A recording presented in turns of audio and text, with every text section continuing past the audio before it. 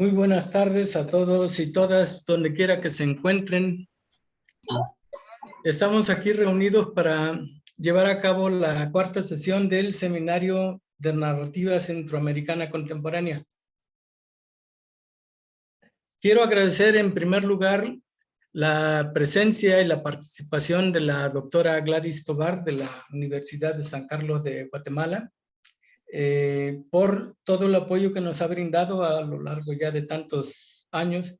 Muchas gracias, Gladys. Es para nosotros una enorme satisfacción tenerte siempre aquí en este tipo de trabajos, y vamos a aprovechar, aunque no está visible, le enviamos un saludo y un reconocimiento también a la doctora Gisela López de Guatemala. Aprovecho también para reconocer el trabajo de los miembros de este seminario, a Ofelia Guadalupe Rivera, a Lino Martínez de Boyar, que ha tenido aquí pues una importante participación en los trabajos de este seminario, a Pilar López Martínez de la Universidad Nacional Autónoma de México, a Yosahandi Navarrete también de la UNAM, y a Sara Vargas, de quien por cierto queremos presumirles que acaba de obtener en días pasados el grado de maestra en literatura hispanoamericana por la Benemérita Universidad Autónoma de Puebla. Por supuesto, este seminario se hace con la participación de los autores de las obras que nos ocupan, y no podría dejar de reconocer y agradecer la participación del doctor Rafael Cuevas Molina. Muchas gracias, Rafael. Vamos a más adelante a dar algunas referencias de ti. Le vamos a pedir a Gladys que lo haga más adelantito, pero por lo pronto el seminario te agradece mucho. Con el seminario, los guatemaltecos y las guatemaltecas han sido muy generosas, y no ha sido esta la excepción contigo. Muchas gracias, porque con creo que poco tiempo se ha podido establecer pues un intercambio bastante agradable, interesante contigo, y sobre todo con la lectura de tu obra. Así es que gracias. También quiero agradecer la participación de todos los miembros del seminario. Sabemos que han mantenido una asistencia constante. Ya se empezaron a extender las primeras constancias, los primeros nombramientos como miembros del seminario, aunque es importante, esto después lo van a ir recalcando en las siguientes sesiones las compañeras, pero todos deben tener presente que la constancia como miembros del seminario se extenderá durante la primera quincena del mes de julio, para que todos tengamos presente, una vez que haya concluido el total de las sesiones de esta primera fase. Así es que en julio les haremos llegar la constancia a quienes cumplan el requisito que establecimos, que era un porcentaje mínimo de asistencia. Así es que pues todos estamos ansiosos por escuchar esta conversación con Rafael Cuevas Molina, pero antes quiero darle la palabra a la doctora Gladys Tobar para que nos refiera una semblanza, una hoja de vida, un resumen curricular de Rafael Cuevas Molina. Adelante, Gladys. Sí. Gracias, Saúl. Tengo acá una biografía mínima del doctor Rafael Cuevas Molina, quien nació en Guatemala en 1954. Él es profesor investigador del Instituto de Estudios Latinoamericanos IDELA de la Universidad Nacional de Costa Rica, máster en Filosofía e Historia y especialista en sociología política por la Universidad Babeș Bolyai de Rumanía. Es máster en historia por la Universidad de Costa Rica y doctor en historia por la Universidad de La Habana. Como escritor, ha publicado una serie de novelas y tenemos aquí algunos de los nombres de estas novelas. Vibrante Corazón Arrebolado, de la editorial UNED, de la Universidad Estatal a Distancia en San José, Costa Rica. Esta fue publicada en 1998. Al otro lado de la lluvia, es una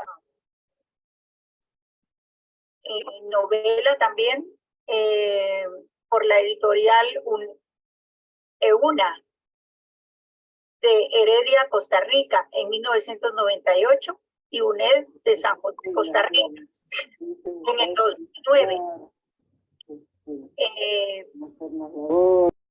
Pequeño libro de viajes de la editorial Universidad de Costa Rica, San José, Costa Rica, en el año 2003. Recuerdo del Mar, de UNED también, de San José, Costa Rica, en el año 2004. Los Rastros de mi Deseo, de la editorial Cultura, en Guatemala, en el año 2000. Y UNED en San José, Costa Rica, en el año 2002. Otra novela es Una familia honorable, de F&G Editores en Guatemala, en el año 2008, y EUNED en San José, Costa Rica, también del año 2008. Pista al poeta, de EUNED San José, Costa Rica, año 2009. La novela 300, que también tuvimos oportunidad de comentar, una en Heredia, Costa Rica, del año 2011, y una reimpresión del año 2014. Una mínima fracción del viento, de una de San José, Costa Rica, y de F&G Editores en Guatemala. Polen en el viento, de la editorial Uruk, en San José, Costa Rica, en el año 2020. Esta novela tuve oportunidad de comentarla también cuando fue la presentación por la editorial. Clima Subterráneo, ¿verdad? Que es la novela que Editorial Cultura le publicó en el año 2022 en ocasión de haber obtenido el Premio Nacional de Literatura, y que es la que vamos a comentar en esta oportunidad. La Barricada, de Editorial Uru, y San José, Costa Rica, del año 2022 también. Con las novelas 300 del año 2009 y Como el aire del año 2019, el doctor Cuevas ganó el certamen Una palabra de la Universidad Nacional de Costa Rica en la rama de novela. En poesía también ha publicado el poemario Crónicas del Centro, que resplandece, y En el corazón mudo de la noche, ambas en Editorial Cultura. Creo que tengo acá una de estas, ¿verdad? Que es En el corazón mudo de la noche. Esto fue en el año 2004 y 2021 respectivamente. Y también en revistas de Guatemala, en Costa Rica, Panamá, República Dominicana y México. Ensayista, ha publicado artículos en revistas especializadas y, entre otros, los libros Traspatio Florecido, Tendencias de la Dinámica de la Cultura en Centroamérica, 1979-1990. Es de Editorial EUNA, de Heredia, Costa Rica, en el año 1995. El punto sobre la I, Políticas culturales en Costa Rica, 1948-1990. Publicaciones del Ministerio de Cultura en San José, Costa Rica, en 1995. Identidad y cultura en Centroamérica, nación, integración y globalización a principios del siglo XXI. Creo que, no, tengo acá es otro, buscando el futuro. Y EUS CR, o sea, San José de Costa Rica, 2006. Cultura y política en Costa Rica. Entrevistas a protagonistas de la política cultural en la segunda mitad del siglo XX. También editorial EUNED, 2006. Sandino y la intelectualidad costarricense. Nacionalismo latinoamericanista, antiimperialista en Nicaragua y Costa Rica, 1927-1934. Editorial EUNED, San José, Costa Rica, 2009. De Banana Republics a Repúblicas Maquileras, la cultura en Centroamérica en tiempos de globalización neoliberal, EUNED, 2012. Vendiendo las joyas de la abuela, políticas culturales e identidad nacional en Costa Rica, 1990-2010. Es EUNED también, editorial, San José, Costa Rica, 2013. En coautoría con Andrés Mora, Buscando el futuro, crisis civilizatoria y posneoliberalismo en América Latina.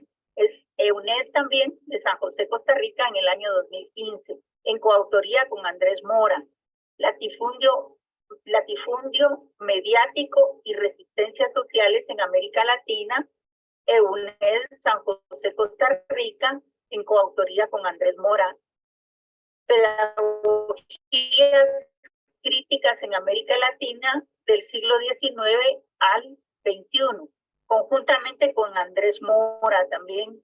EUNED, San José, Costa Rica, 2019, visiones sobre Centroamérica en el 200 aniversario de la independencia, autor y editor junto a Andrés Mora y Abner Barrera, también de Editorial EUNA en el año 2021.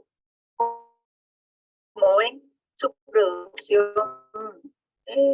editorial es abundante.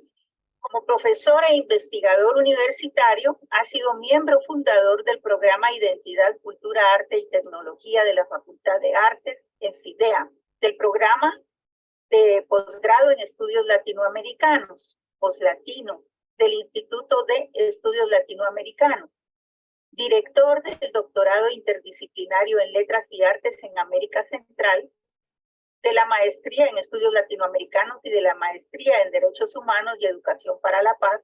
Todos estos son programas de la Universidad Nacional de Costa Rica, y en esta misma universidad ha publicado en la revista, que es impresa, ¿verdad? Y también digital, en el suplemento cultural en 1992 y en el año 2022.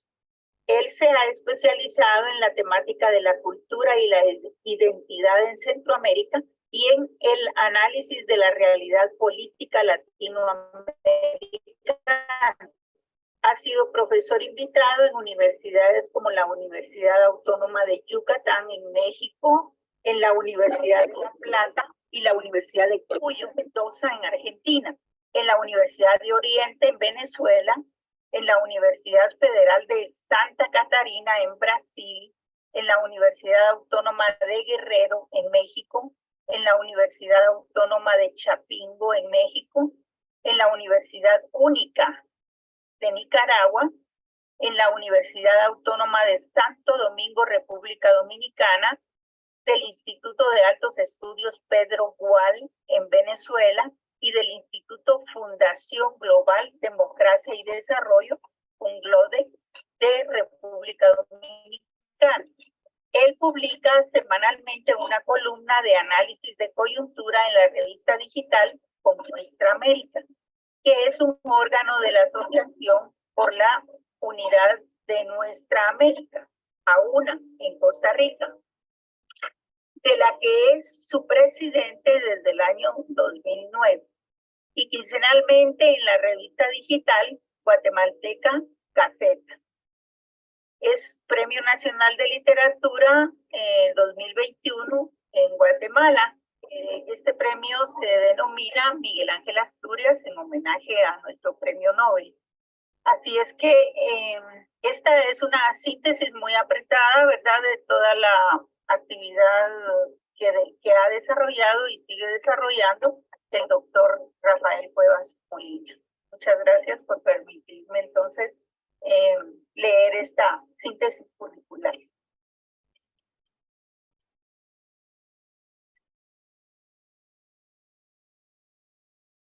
Saúl, no te escuchamos. Ahí sí, muchas gracias, Gladys. Le vamos a pedir a todo el seminario, si por casualidad tienen activado el micrófono, lo desactiven para que se pueda comprender bien las intervenciones. Quienes sabemos de la situación de Gladys, de la geografía, de su domicilio, pues le reconocemos doblemente el esfuerzo que hace por las dificultades que tiene para conectarse a la red. Lo tenemos muy presente, Gladys, y por eso te apreciamos doblemente este esfuerzo por participar con nosotros. Bueno, pues, Rafael Cuevas, muchísimas gracias por sumarte a este equipo de trabajo. Sabemos que has estado presente en las sesiones y bueno, todo el mundo está ansioso por escucharte. El título de esta conversación es Escribir desde la periferia. Nosotros hemos leído todo, porque así fue el encargo del seminario, la novela de reciente publicación de 2022. Eso es importante que se tenga en cuenta. Clima subterráneo. Pero lógicamente tu intervención está abierta a lo que tú quieras comentar. Ya te hemos enviado algunas notas para orientar la intervención, pero estás en la absoluta libertad de comentarnos cómo ha sido todo este trabajo de creación y de intervención, de tu intervención como intelectual y como artista. También, ojalá que nos pudieras platicar de tu dedicación a las artes plásticas, etcétera. Así es que muchísimas gracias, sobre todo por lo que dije al principio, la consideración que has tenido, especialmente conmigo, porque con tan poco tiempo de conocernos, pues yo me siento como con cierta familiaridad para tener un trato de mucha confianza contigo. Adelante, doctor Rafael Cuevas Molina. Bienvenido desde Costa Rica, que es donde él radica actualmente.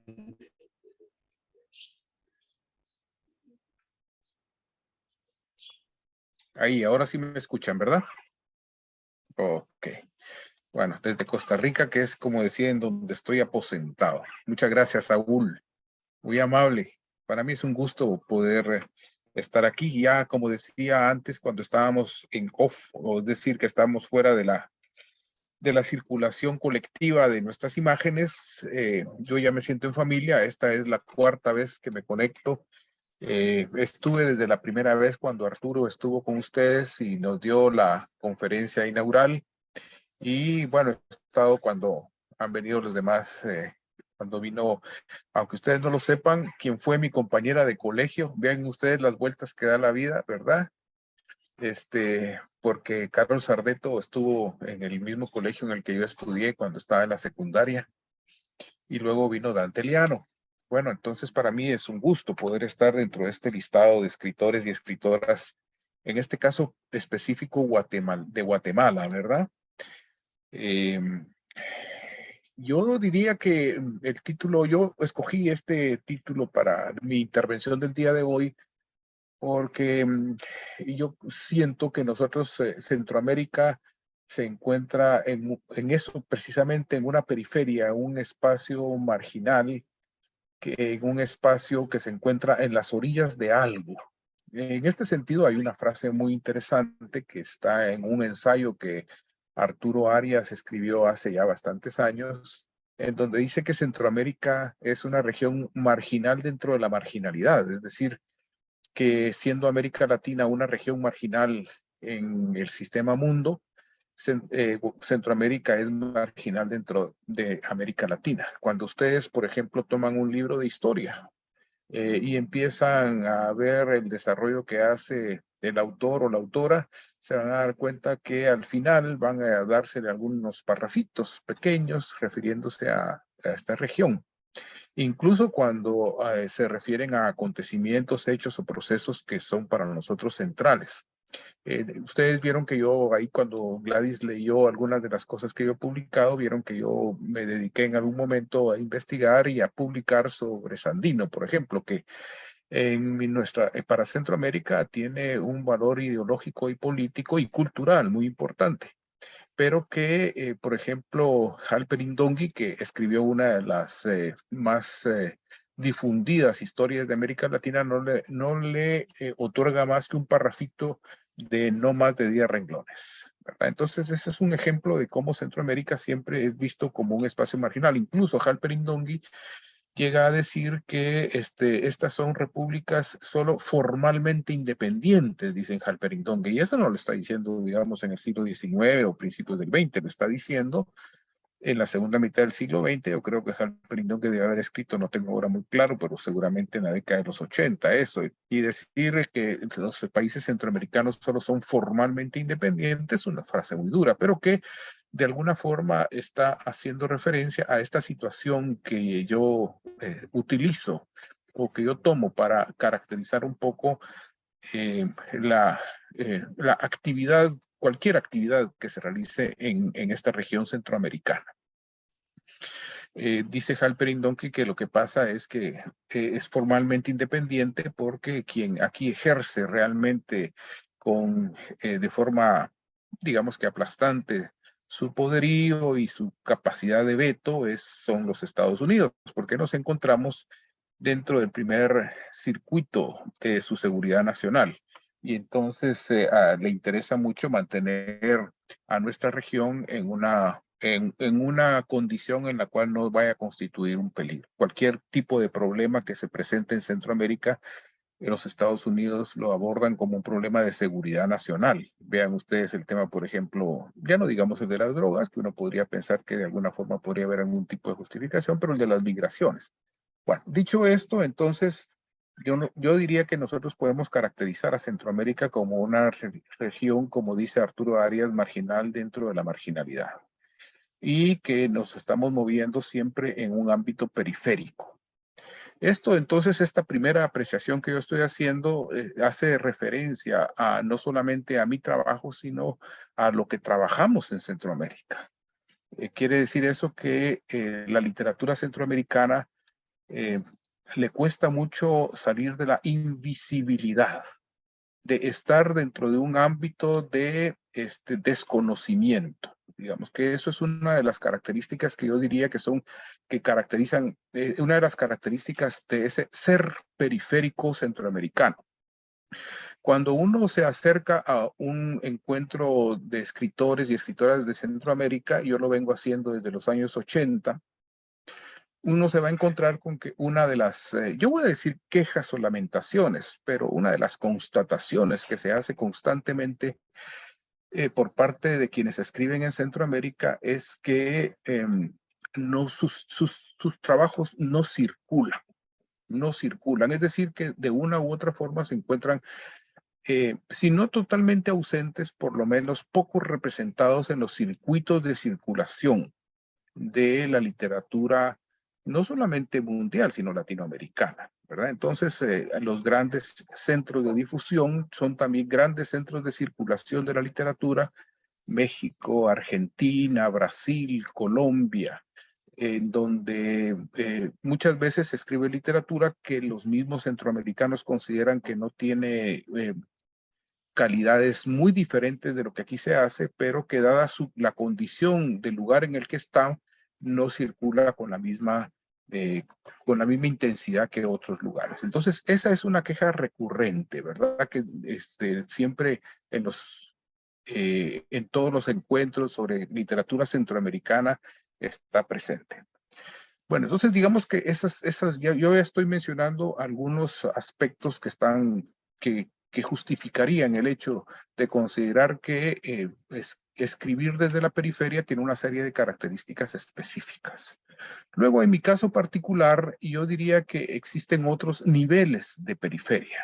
Efectivamente, estando dentro de un territorio que tiene esos rasgos que ya mencioné, yo tengo además, digamos que como parte de mi biografía y del posicionamiento que yo he ido teniendo en la vida, fundamentalmente, digamos, posicionamientos políticos e ideológicos, eso me ha obligado a tener que salir de los lugares que, voy a decirlo así, serían el centro de la periferia a la cual me he tenido que mover. ¿Y cuál sería ese centro? Ese centro sería la realidad guatemalteca, o en otras palabras, Guatemala, porque de esa realidad yo desde muy joven me vi impulsado afuera y por lo tanto empecé a girar en torno a ella. Incluso me recuerdo que tengo un poema que se llama Girando alrededor, y que si uno entra a hacer algún tipo de deducción de carácter psicoanalítico, uno se da cuenta que lo que se está hablando es de que hay un centro al cual atrae y que en torno al cual se gira. Y ese centro es la realidad guatemalteca. Entonces, estar fuera de esa realidad guatemalteca implica estar en la periferia. Y eso otorga una serie de rasgos a la escritura. Y no solamente a la escritura, sino a las formas como circula la obra. La escritura, porque yo creo que hay toda una serie de mecanismos que intentan a la hora de escribir, y esto lo estoy diciendo a posteriori, no es algo que yo haya hecho conscientemente en el momento en el que escribo, y esta situación es que uno trata de insertarse dentro de una tradición, dentro de un hacer o dentro de un colectivo. Y ese colectivo es el colectivo de quienes crean en el lugar que se considera el centro. Ese centro al cual está constantemente refiriéndose. Y yo creo que eso le pone una marca determinada a lo que se escribe. En este caso concreto, a lo que yo escribo. Y esa marca tiene que ver, yo me he entrado a hacer algún tipo de reflexión sobre qué es lo que estoy escribiendo en determinados momentos, y me doy cuenta que la persona que trata, como en mi caso, que trata de, que no está en el lugar que considera que es el centro o el referente, trata de alguna forma de mostrar que está ahí. Y entonces eso es algo que sí adquirí conciencia mientras escribía, hace que haya un recargamiento de descripciones de ciertos lugares, a lo mejor como una necesidad de evidenciar que se está en ese lugar, que se tiene memoria de ese lugar, que al igual que todos los demás, se es de ahí. Es decir, hay entonces una especie de necesidad de mostrar que se forma parte de ese colectivo del cual se encuentra fuera. Ahora, en algún momento, cuando hicimos una reunión previa con Saúl y Gladys para preparar esta reunión que vamos a tener, Gladys comentó algunos incidentes que hubo en el momento en que a mí me dieron el Premio Nacional de Literatura a finales del año 2021. Uno de ellos, hubo dos, digamos, dimensiones de ese incidente que a lo mejor me gustaría compartir porque tiene incidencia en lo que estoy hablando. Y es, primero, que hubo quien cuestionó que una persona que tenía muchos años fuera de su país se le diera un premio nacional, ¿verdad? En ese sentido, yo supongo que, pues no, yo no voy a entrar a analizar por qué algunas personas así lo consideraron, pero esto muestra cómo seguramente hay una especie de peaje, digámoslo así, de impuesto que hay que pagar por estar mucho tiempo fuera del país, aunque la temática que siempre se trate sea propia del país. Esa es una. Entonces eso lo que nos muestra es cómo yo lo estoy dando este ejemplo en relación con la situación que vivimos que comentamos con Saúl y Gladys, pero que se vive en de múltiples formas cuando uno por una u otra razón retorna al país y se encuentra entonces con que hay un cuestionamiento de si quien está afuera tiene las características y las calidades propias de ser un guatemalteco, ¿verdad? Eso es lo primero que salta a la vista. Eso le hace que un creador sea orillado también a la periferia. Y el otro aspecto es de carácter puramente ideológico. Ustedes saben que Guatemala es un país que se ha caracterizado por tener desde 1954 gobiernos autoritarios que no han dejado de estar en el poder desde entonces hasta nuestros días.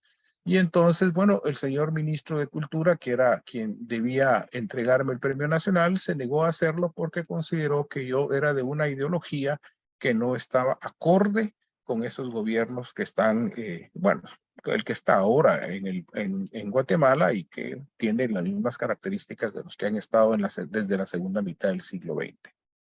Entonces, todos esos aspectos confluyen para que uno pueda caracterizar la situación, digamos que el contexto y el ambiente en el que se crea como un contexto y un ambiente de periferia, un ambiente de periferia. Y en mi opinión, eso de una u otra forma establece condicionamientos sobre el trabajo que se hace. Y esos condicionamientos se expresan de diferentes formas, que van desde los temas que se escogen, la forma como se abordan, los personajes que se construyen, etcétera, etcétera. Y como les dije ya anteriormente, a estas, digamos, constataciones he ido llegando paulatinamente a posteriori cuando ya yo he escrito y leo mis trabajos un poco más tranquilamente después del tiempo, y entonces yo me doy cuenta de este tipo de cosas. Ahora, muy bien. Hay una serie de temas en lo que yo he escrito que giran siempre en torno a mi país, a Guatemala, y que se encuentran en muy buena medida enraizadas en mi experiencia personal, en lo que yo he vivido a través de mi vida, eh, que ha estado marcado fundamentalmente por lo que uno podría caracterizar como el exilio. Es decir, yo he vivido los últimos 35, 36 años de mi vida fuera de mi país por razones políticas. Es decir, yo no salí de mi país porque, como en algún momento me preguntaron en una entrevista que me hicieron en un periódico de Guatemala, si había valido la pena salir del país para mejorar o para buscar nuevos horizontes. Yo no salí de mi país buscando nuevos horizontes, yo salí a pesar de mi voluntad.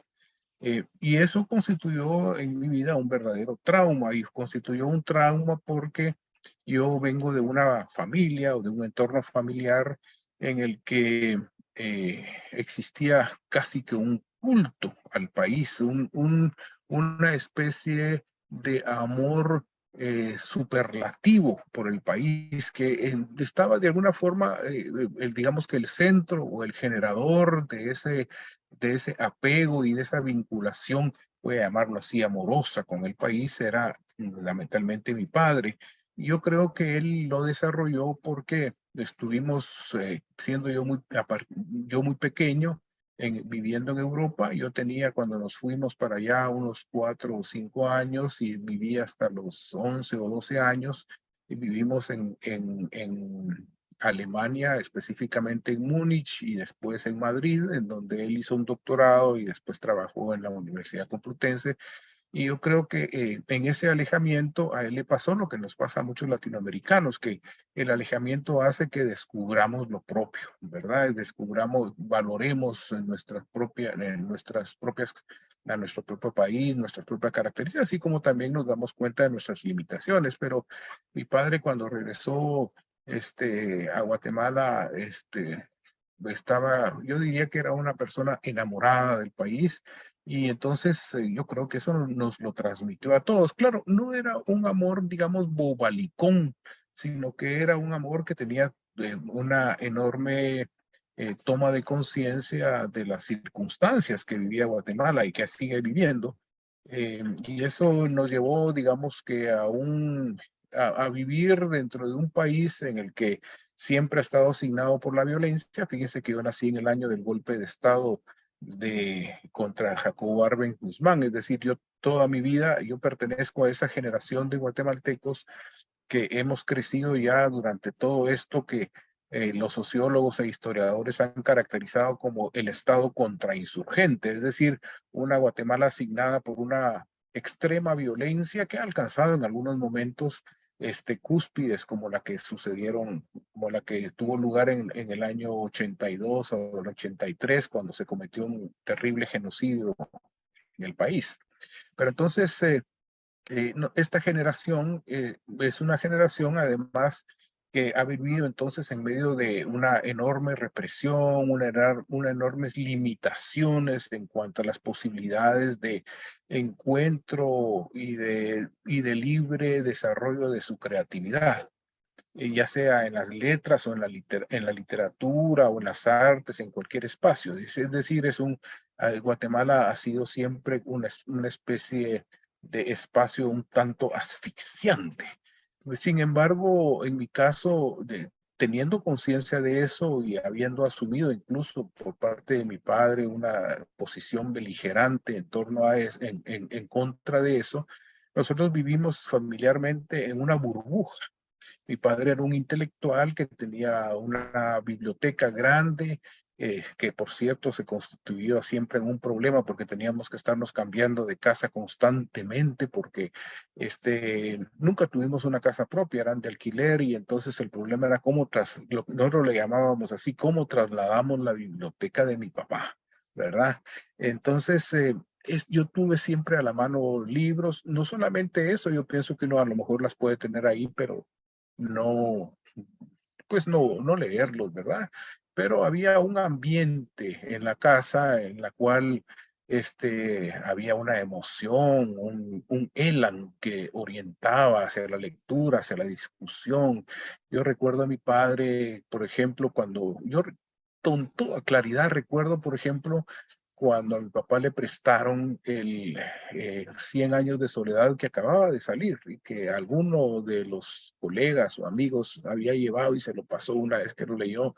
Y esas discusiones, estaba mi mamá, mi papá, estaban los amigos y discutían. Yo era un muchacho tal vez en el 67, ¿cuántos tenía yo? 13 años. Y que 13, 14 años, no lo sé, pues, y miraba cómo todos con gran vehemencia y emoción discutían sobre 100 años de soledad, ¿verdad? Y yo tenía ahí a disposición además unas colecciones que yo, por cierto, no recuerdo en qué momento mi padre compraba esos libros, pero que ahí estaban. Estaba, por ejemplo, los clásicos Jackson, ¿no? Miren, yo les digo que son cosas que ahora yo lo veo y digo, pucha, pero a los 14, 15 años yo estaba leyendo Shakespeare, por ejemplo, porque ahí estaban los clásicos Jackson, ¿verdad? O estaba leyendo, por ejemplo, la comedia humana. Me acuerdo todavía cómo me gustó Piel de Zapa, por ejemplo, cosas así. Bueno, entonces yo digo que había un ambiente, ¿verdad? Un ambiente un poco burbuja, que estaba dado fundamentalmente por mi padre, por su actividad como profesor universitario, como dirigente universitario, porque llegó a ser rector de la Universidad de San Carlos de Guatemala, y entonces, pues ahí su rectorado fue un rectorado en el que aún se recuerda hasta nuestros días como un rectorado en el que en el medio de una más cruenta represión floreció, la universidad se transformó en un centro de florecimiento cultural, ¿verdad? Se publicó una revista que es emblemática desde ese punto de vista, que se llama Alero, o que se llamó Alero, que estaba en donde confluían intelectuales, artistas, escritores, escritoras, que, bueno, hasta el día de hoy son emblemáticas de la cultura guatemalteca. Yo creo que eso incidió entonces en ese amor que yo siempre tuve y en ese desgarramiento terrible que se siente cuando uno tiene que abandonar un lugar al que le han enseñado, no porque se lo hayan obligado, no porque le han dado lecciones, no porque se lo han indicado, sino porque uno ha visto cómo la gente que quiere manifiesta sentimientos profundos, ¿verdad? De amor por ese territorio en el que nosotros nos desplazábamos, por ejemplo, para ir a ver la erupción de un volcán o, bueno, cosas por el estilo. Entonces, ese desgarramiento yo creo que ha estado siempre presente y se ha transformado en una obsesión. Yo no puedo, he hecho intentos en lo que escribo por separarme del tema Guatemala. Es decir, yo digo, bueno, yo tengo 30 y pico de años de vivir en el otro extremo del istmo centroamericano, en este caso en Costa Rica, ¿y por qué yo no escribo sobre Costa Rica? ¿Verdad? ¿Por qué no escribo sobre Costa Rica? Y cada vez de que yo intento volver a salir o salir de la temática Guatemala, vuelvo nuevamente al tema Guatemala. Y esta novela que ustedes han leído, pues, un intento, pero si ustedes se dan cuenta, hay otra vez un regreso a Guatemala, ¿verdad? Porque entonces, las últimas 3 novelas que yo publiqué, esta Clima Subterráneo, antes de esta, como unos 6, 7, un año antes de esta, o tal vez un poquito más, que se llama Polen en el Viento, y la última, que se llama La Barricada, son novelas que conscientemente intentan encontrar un referente nuevo. Entonces, ¿cómo lo hice? Por ejemplo, en el caso de Polen en el Viento, lo que intenté hacer fue referirme a un fenómeno que es muy interesante, o que es, tal vez el decir interesante no es lo adecuado, sino que es un fenómeno muy pregnante en Costa Rica, que es el de la migración de nicaragüenses al país. Más o menos el 10% de la población de Costa Rica son nicaragüenses. Vienen a hacer los trabajos que vamos a hacer los latinos a Estados Unidos, ¿verdad? Que son trabajos de recolección, de cosechas, de limpieza, domésticos, de guardas, etcétera. Y entonces yo pensé, bueno, aquí es una especie de triángulo, ¿verdad? Por un lado está esa realidad inmediata a la cual yo de alguna forma estoy intentando aproximarme en mi literatura. Por otro lado está este fenómeno tan fuerte que es la de los migrantes nicaragüenses en Costa Rica. Y en tercer lugar estoy yo, que de alguna forma estoy aquí distante a ellos, pero me encuentro identificado con los migrantes nicaragüenses porque yo sé lo que se siente, lo que es el desarraigo y empezar la vida en otra parte. Entonces escribí esta novela. Esta fue mi primer intento en esa dirección. El segundo intento fue La Barricada.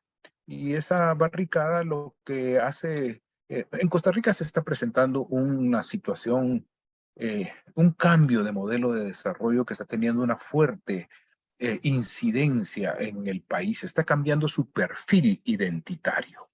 Costa Rica, tal vez ustedes, si alguna vez han escuchado hablar de él, tiene una serie de características que lo distinguen de otros países de la región. Por ejemplo, es un país sin ejército, ¿verdad? Afortunadamente es un país sin ejército. Es además un país en el cual desde el siglo XIX apostó por la educación, que se ha preocupado por construir un Estado de Derecho, etcétera, etcétera. Pero este modelo que se ha impulsado desde los años 80, el del modelo neoliberal, ha venido transformando esa situación. Y sobre todo eso se ha venido agudizando en los últimos 10 años. Y entonces, ¿qué sucede? En Costa Rica se ha transformado en un país sumamente desigual. Y eso se refleja en la vida, no solamente en la vida política, sino también, o social, sino también en que se están creando 2 países diferentes. Yo, por ejemplo, yo les dije a quienes me dieron la bienvenida al iniciar que estoy viviendo desde hace un par de años en una pequeña aldeíta en el Caribe que se llama Cahuita. Bueno, y en esa pequeña aldeíta pertenece a lo que aquí se está empezando a llamar desde hace unos 2 o 3 años, la periferia del país. Es decir, eh, pareciera como que la Costa Rica de antes de todas estas transformaciones se quedó más en en la zona central del país, como lo que en México podría ser el Valle del Anahuac, ¿verdad? En donde está el Distrito Federal y todo esto, pero las costas, digamos, como donde está Guerrero, Veracruz o Mérida, cada vez se encuentran más, no solo deterioradas económicamente, sino que van perdiendo los valores que han sido tradicionales del país. Bueno, eso trata mi novela La Barricada, porque en el año 2018 hubo una serie de movimientos que evidenciaron esa situación. Eso trata La Barricada. Y la tercera es esta novela que ustedes han leído ahora. Pero como ustedes se dan cuenta, todos mis intentos por abandonar el tema Guatemala y lo que pasa en Guatemala, pues son, digamos que están casi que condenados al fracaso, porque en última instancia, ustedes lo que ven ahí es un personaje central que básicamente viene de Guatemala, regresa a Guatemala, tiene a Guatemala en el pensamiento, ¿verdad? Este personaje es un personaje construido a partir de no solamente de mi experiencia, pero además de mi experiencia literaturizada, sino además por las experiencias de muchas personas que me han rodeado durante mucho tiempo y que algunas de las cuales algunas de las cuales yo intenté rescatar conscientemente, y otras me di a la tarea de sistematizar. Y cuando digo rescatar, me puse en contacto con viejos amigos, algunos de los cuales tenía 20, 25, 30 años de no ver, otros que tuve que ir a buscarlos a algunos lugares, etcétera, para ir reconstruyendo toda una etapa, todo un periodo de la historia que habíamos vivido juntos, algunos de los, y nos dimos cuenta de cómo había toda una serie de formas de apreciar lo que habíamos vivido que muchas veces no tenían que ver unas con otras. Entonces, efectivamente, lo que se hizo ahí fue, esto no es un testimonio, es decir, esto no puede emparentarse con lo que pudo haber hecho, por ejemplo, una Rigoberta Menchú o un Omar Cabezas, qué sé yo, este tipo de gente que lo que hace es efectivamente hacer un testimonio, no es una no son hechos autobiográficos, sino que es una construcción en función de toda una serie de memorias que van estructurando personajes, que van adquiriendo, yo diría que lo que a mí más me interesó ahí fue dar un ambiente de época, ¿verdad? Y ese ambiente de época estaba signado fundamentalmente por un optimismo utópico, ¿verdad? Por un optimismo utópico. Yo no entro a juzgar si ese optimismo utópico era bueno, era malo, era ingenuo, era qué sé yo. Pero yo creo que ese optimismo utópico se encontraba en la base de toda una serie de eh, eh, actitudes ante la vida, ¿verdad? Ahora, fíjense ustedes que ese optimismo utópico hay diferentes personajes que van apareciendo y que va mostrando cómo ese optimismo utópico se expresa de diferentes formas. Ustedes ven ahí, por ejemplo, el personaje de Tulito, ¿verdad? Tulito, que es un personaje que, pues, eh, es, es un intelectual de nuevo tipo, ¿verdad? Un intelectual de nuevo tipo. Este, que es diferente a la forma como asume su papel el protagonista. Entonces, es interesante para mí es tratar de establecer esos contrastes, esos diferentes tipos que habían ahí. Pero fíjense ustedes que este tipo de movimientos y de grupos que se movían, que pululaban por todos lados en Centroamérica, en lo que nosotros conocemos aquí como los años de la guerra. Estos años esos movimientos eran sumamente permeables, estaban infiltrados por todos lados. Y eso es lo que es la flaca, es una infiltrada, ¿verdad? En Guatemala le decimos es una oreja, ¿verdad? Es un es una espía, ¿verdad? Claro que, por ejemplo, en el caso específico de Guatemala, pasados los años y después de cuando sí han aparecido testimonios, había organizaciones que se encontraban totalmente, a pesar de todos esos mecanismos de seguridad que se utilizaban, a veces rayanos en lo ridículo, eran organizaciones que estaban totalmente penetradas. Eso es lo que simboliza la flaca. Ahora, el personaje de la flaca es un personaje que tiene efectivamente, digamos, un elemento verdadero, ¿verdad? Es una persona a la que yo conocí, con la que tuve una cierta cercanía, eh, y que después resultó que sí, que era una persona infiltrada. A mí me quedó dando vueltas esta idea, por otra razón, porque Costa Rica siempre se caracterizó durante estos años en venderse como un territorio neutral, ¿verdad? Como un territorio neutral. Sin embargo, era un lugar en el que precisamente como era sede de organizaciones de izquierda, de derecha, de los contras nicaragüenses, de la inteligencia norteamericana, fue un lugar en el que los mecanismos represivos fueron mucho más sutiles y entonces en donde se tuvo que desarrollar o con la que, digamos que el Estado desarrolló una serie de organismos que tenían que estaban muy bien articulados y que tenían muy bien controlados a toda esta gente. Yo, en estas pláticas que tuve para ir construyendo esta novela, me enteré de cosas que si no, yo ya no lo puse, pero que interesantísimas, ¿verdad? De que iba mostrando cómo toda esta situación a la gente que estuvo involucrada en esos años se le fue haciendo evidente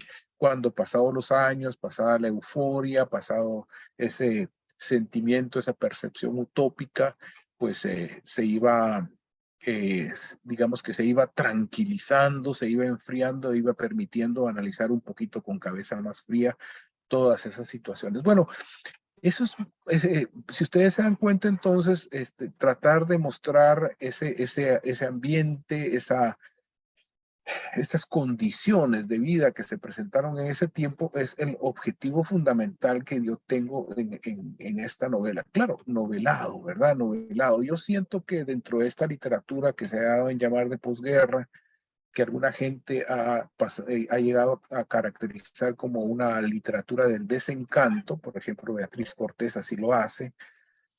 Yo creo que hay una corriente muy fuerte que es dominante y que está un poco, voy a decirlo con reticencia y con tiento, y que de alguna forma hace concesión al mercado. Es decir, ahora vende el hecho de resaltar aspectos negativos de todo ese tiempo. Eso es lo que vende más, ¿verdad? Es decir, ahí en donde aparecen todos los que lógicamente que existieron, ¿verdad? Todos los oportunismos políticos, económicos, los rasgos de la sociedad patriarcal dentro de las organizaciones, bueno, todo ese tipo de cosas y que se expresan en ese tipo de literatura que inauguró, en el caso guatemalteco, a quien nosotros conocemos como el Bolo Flores, ¿verdad? Con aquella novela que se llama Los Compañeros y que fue publicada ya por los años 60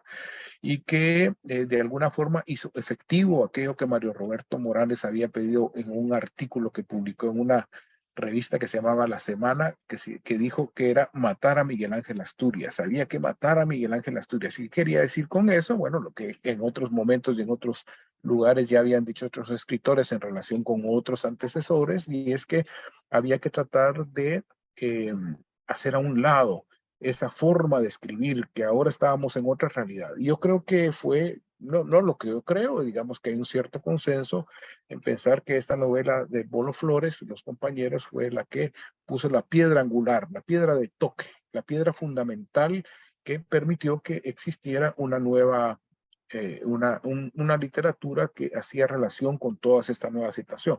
Claro que no fue una literatura que apareciera que fuera original nada más de Guatemala, pues tiene mucho de la literatura de la onda mexicana, ¿verdad?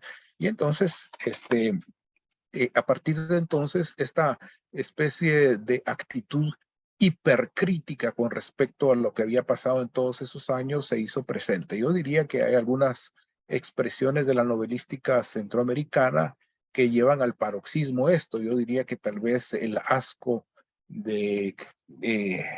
ay, se me fue el nombre. De Horacio Horacio, Castellanos, de Moya. Horacio, de Horacio. Sí,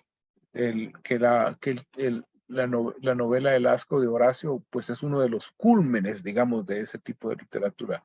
Y yo pienso que sí, efectivamente, está bien, es una visión. No digo que ni que sea ni verdadera ni falsa, no creo que la literatura deba adscribir a ese tipo de calificativos, sino que es una visión, una parte, y que otras formas, como la que yo intento hacer en Clima Subterráneo, es mostrar que también había también todo un espíritu de sacrificio, de trabajo, honesto, que se dio en muchas partes.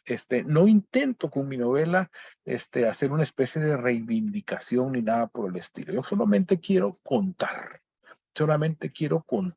¿verdad? Cómo fueron algunas cosas. Y ese fue fundamentalmente lo que me movió a hacerlo. Como en algún momento mencionó Saúl, no lo dijo Gladys, pero bueno, se los digo yo ahora, yo también tengo otras formas de expresión, entre otras también la plástica, y entonces también hay vasos comunicantes entre unos y otros, más en unas novelas que en otras. Y yo diría que en esta última, que es a la que me estoy refiriendo, es menos. Yo he intentado,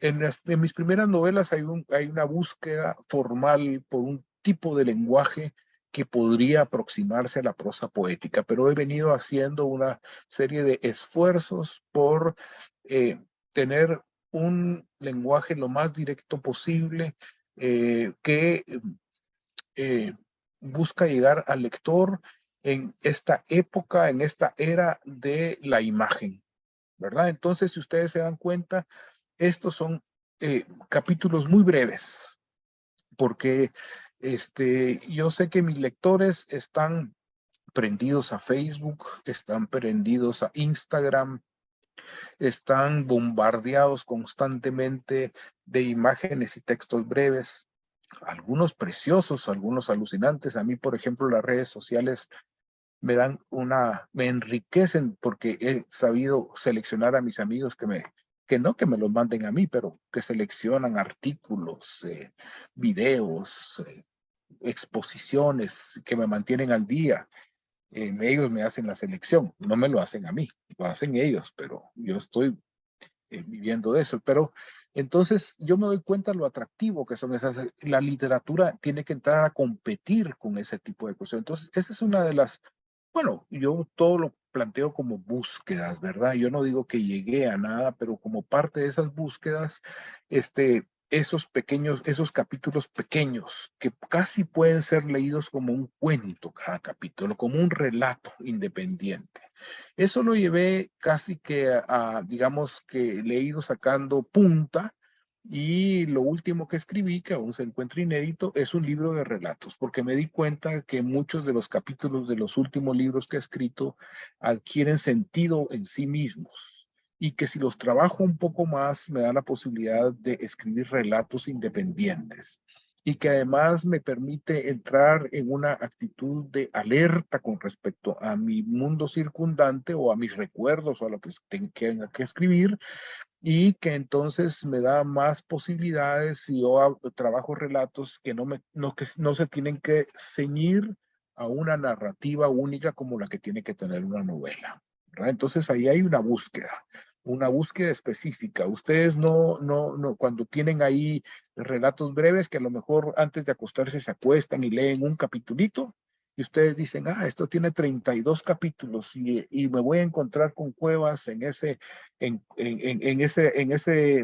en ese encuentro que tenemos dentro de 1 mes y medio, quiere decir que si me leo un capitulito por noche llego y solo leen 10 minutos, 15 minutos, y yo no les quito mucho tiempo, pero lo van leyendo, ¿verdad? Entonces son cosas, son ganchitos que uno tiene que ir teniendo para tener al lector, ¿verdad? O a la lectora, tenerla ahí.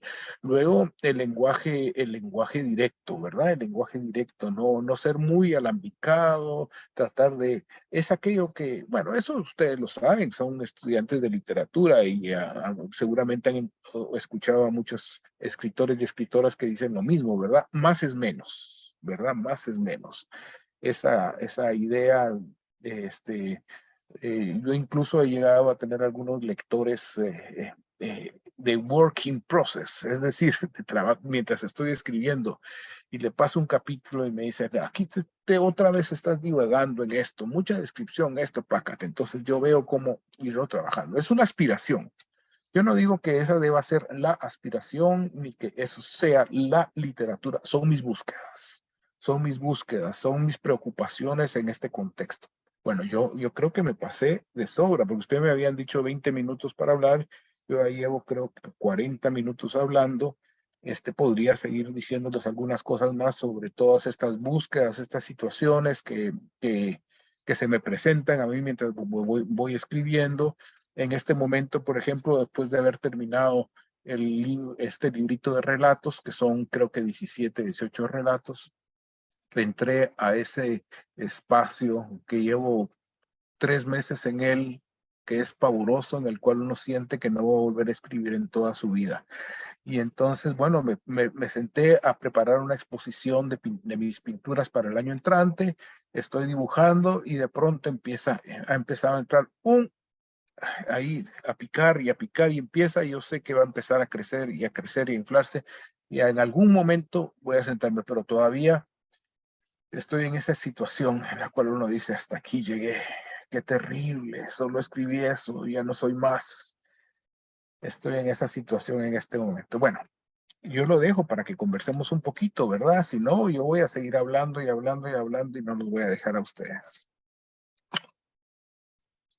Muchas gracias, Rafael Cuevas.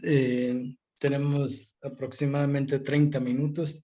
Ya todo el mundo sabe que cualquiera puede tomar la palabra para preguntar, para opinar. Sin embargo, antes de comenzar con esta ronda, quisiera consultar con Gladys si tiene algo que decir antes, algunos minutos que quiera aportar para la comprensión de esto que ha dicho Rafael Cuevas. Gracias, Saúl, ¿Me escuchan? ¿Me escuchan bien? Sí, adelante. Ya bien, Gladys. Gracias. Sí, es la novela que nos ocupa el día de hoy, Clima Subterráneo, pues tiene muchos aspectos interesantísimos, ¿verdad? Para nosotros, especialmente los centroamericanos, que estamos interesados en los problemas que se han generado en estos países y que vienen de una época específica. En este caso, pues, nos estamos refiriendo a la Guerra Fría, ¿no? A ese espacio de la Guerra Fría y las guerras que se han dado en Centroamérica, en los distintos países, las guerras internas, ¿verdad? En Nicaragua, en El Salvador, en Guatemala, en los años 80, 90, que es el periodo al cual se refiere el contexto de la novela. Entonces, tengo algo aquí, ¿verdad? Cuando la novela inicia, el lector se entera que el personaje ya ha vivido en esa ciudad de Costa Rica, a donde llega. En un pasado que se remonta a esos viejos tiempos. Es posible entonces realizar un paralelismo entre esa voz narrativa y el autor, debido a que, de acuerdo con la biografía del escritor, quien nace, ya dijimos, en Guatemala en 1954, y a la edad de 5 años parte junto a su familia hacia Alemania. Él mismo nos lo ha relatado ya en su intervención. Y España, ¿no? Alemania y España, en donde vive hasta la edad de 10 años. De vuelta a Guatemala, vive los años de intensa violencia que signa las décadas de los años 60 y 70 de este país de Guatemala. En 1976 parte hacia Rumanía, en donde estudia filosofía e historia, y en 1982 se establece temporalmente en Caracas para posteriormente pasar a residir a Costa Rica. Esto es parte de la biografía del escritor y si ustedes ven tiene un paralelismo con la novela, con el inicio de la novela. Las impresiones del protagonista cuando llega a Costa Rica, donde ya dijimos que ha vivido unos años antes, se expresan en la novela cuando él dice: me sentí desconcertado porque nada parecía ser como antes. Las luces mortecinas, la gente pobremente vestida, las calles deterioradas, y con esa sensación volví a mi pequeñísima habitación de techo inclinado en donde a duras penas cabía la cama y me dormí inmediatamente, muerto de cansancio, porque en Venezuela me había levantado de madrugada para poder llegar a tiempo al aeropuerto. Y entonces este es un fragmento de la novela que no refleja que hay algún aspecto autobiográfico en esta novela. Asimismo, hay una reminiscencia de los años cuando él y su familia habían salido al exilio debido a la situación de enfrentamiento armado y desaparición forzada que se vivía en Guatemala desde 1954, justamente cuando nació el escritor. Y dice en la novela, ¿verdad?, en las páginas 11 y 12, eran los años de desamparo, de saltar de un país a otro, tratando de encontrar cómo subsistir y apoyar a los que llamábamos los de adentro. La mayoría de las veces precariamente, y Costa Rica traía a mi memoria años en los que eso no había sido un problema para mí. Tal vez por esa razón sentí una oleada de nostalgia cuando vi el paisaje del Valle Central, o sea, cuando está llegando el avión, ¿verdad?, al inicio de la novela. Y llegaba a una Centroamérica que había cambiado mucho desde mi partida, que no tenía nada completo en mi cabeza, y más bien hacer una escala era salirme del guión establecido. Al volver, me enganchaba de nuevo con una historia que había quedado trunca y cuyos hilos iba hilvanando hacia el presente. Entonces vemos cómo estas meditaciones, estas reflexiones del personaje nos van uniendo. Solo permítanme un momentito porque están aquí unos perritos ladrando.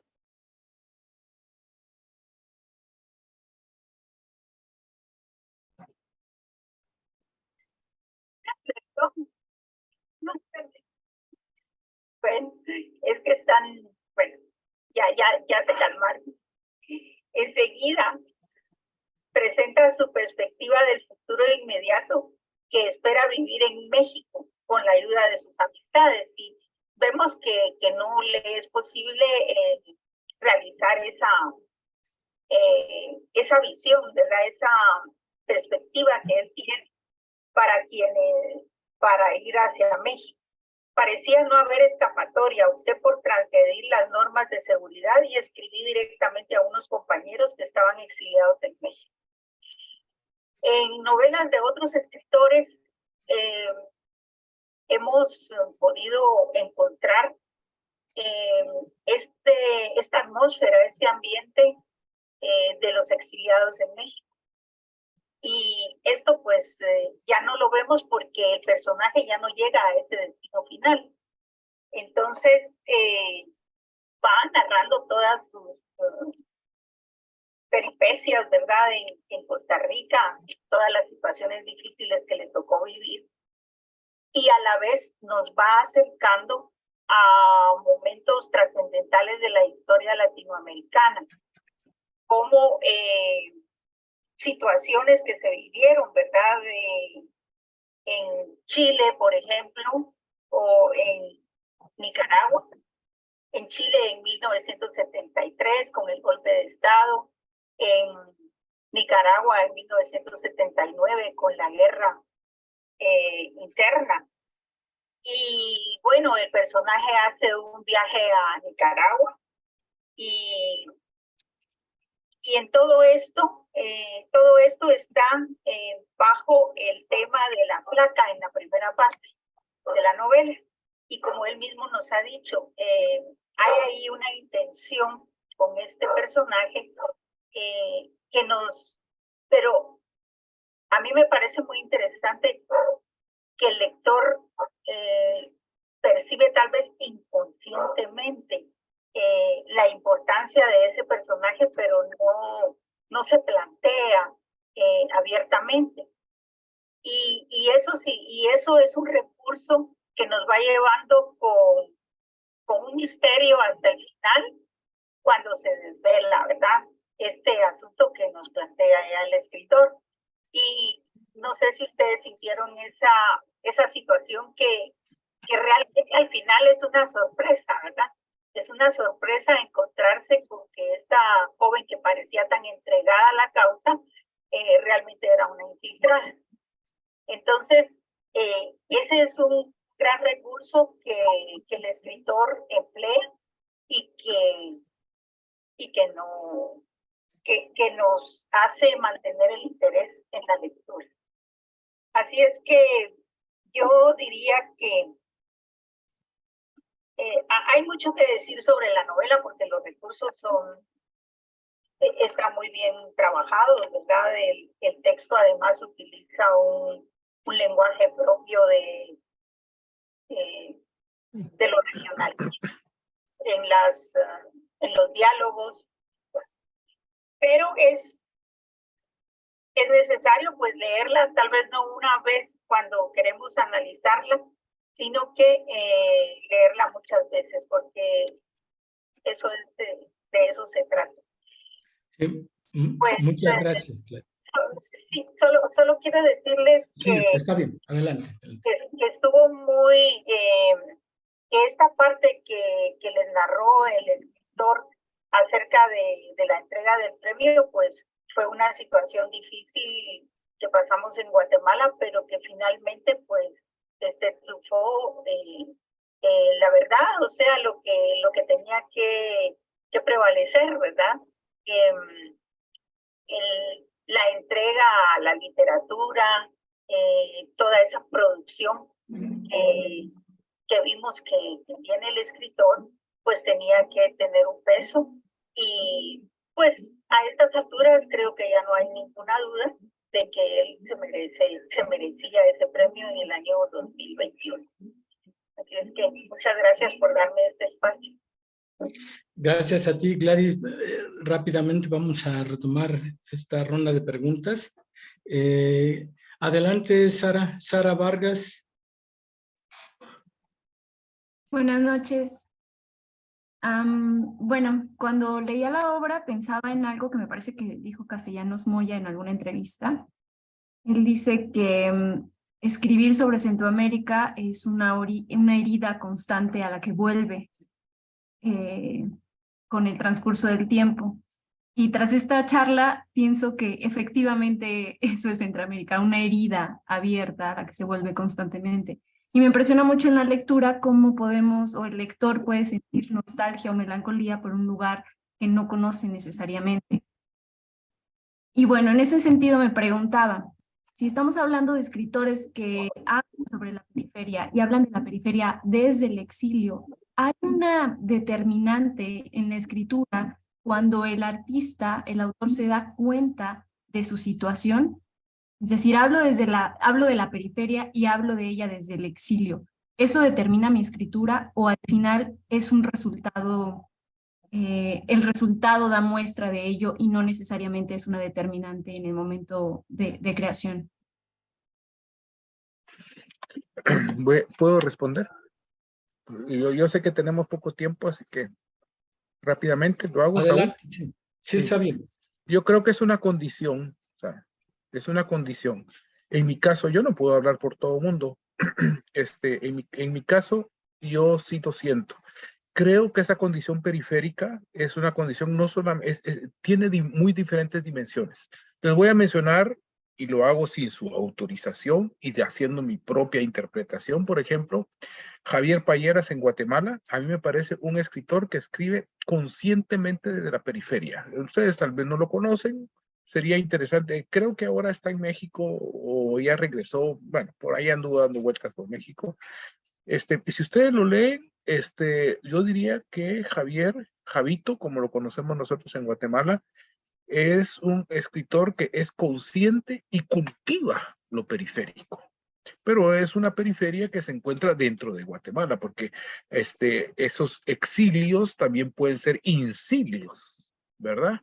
También pueden ser insilios. Entonces yo creo que esa es una condición, en mi caso concreto es una condición que ha estado presente siempre, de la cual he tenido conciencia siempre y que ha marcado todo lo que yo hago. Y no solamente en la literatura, ¿verdad? Porque es que bueno, me tendría que extender mucho más y yo creo que ya estamos como a 10 minutos de que tengamos que terminar, pero por ejemplo, he trabajado durante casi 30 y pico de años en una universidad costarricense y manejar, por ejemplo, los códigos culturales con los que la gente se entiende es dificilísimo para mí. Es dificilísimo. Y eso me recuerda constantemente que no soy de ahí, ¿verdad? Y es más, la gente me lo recuerda a mí, ¿verdad? Mira, la forma como te estoy hablando en este momento, Sara, ¿verdad? ¿Mm? Sí. Para Costa Rica es demasiado vehemente, ¿ya? Entonces, ¿cómo se explica eso? Vengo de un país autoritario, ¿me entendés? Ya eso me puso en una situación de marginalidad. Entonces, no es solamente que uno lo sienta, sino que se lo recuerdan constantemente.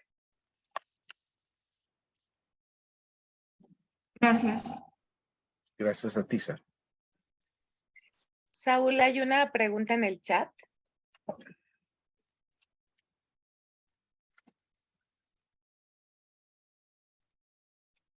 Yo no veo la pregunta.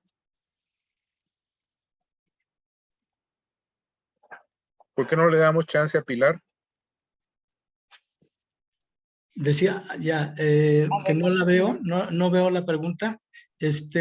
Mira, vamos a hacer lo siguiente, le damos la palabra a Pilar y después, ya está aquí la pregunta. Bueno, vamos entonces lee la pregunta, no tengo problema. Sí, es de Itzel Miranda.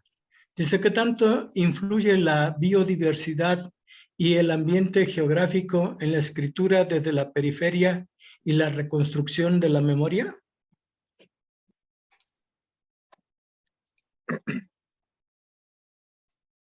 Adelante, Rafael. Bueno, ¿Podrías muchas gracias. contestar? Yo no sé si lo que Ishel me está preguntando tiene que ver con Costa Rica, que es famoso por su biodiversidad. Supongo que eso debe ser. Y si no es así, ¿verdad? Bueno, ok. Dice que sí. Sí. Voy a utilizar nuevamente un término que utilizó Mario Roberto Morales, porque ustedes saben que Mario Roberto estuvo como 15 años exiliado también en Costa Rica. Y entonces él tuvo también una relación conflictiva con el país, entre otras razones porque los costarricenses tienen una visión de mundo que muchas veces a quien viene de afuera, sobre todo de esa Centroamérica que en ese momento en guerra, pues le parece un poco chocante, puesto que el costarricense decía, ahora voy a utilizar lo que decía Mario Roberto Morales, decía, es que Costa Rica es el playground de Centroamérica. El playground de Centroamérica, decía Mario Roberto Morales, ¿verdad? Entonces, yo diría que el medio desde el que uno escribe efectivamente tiene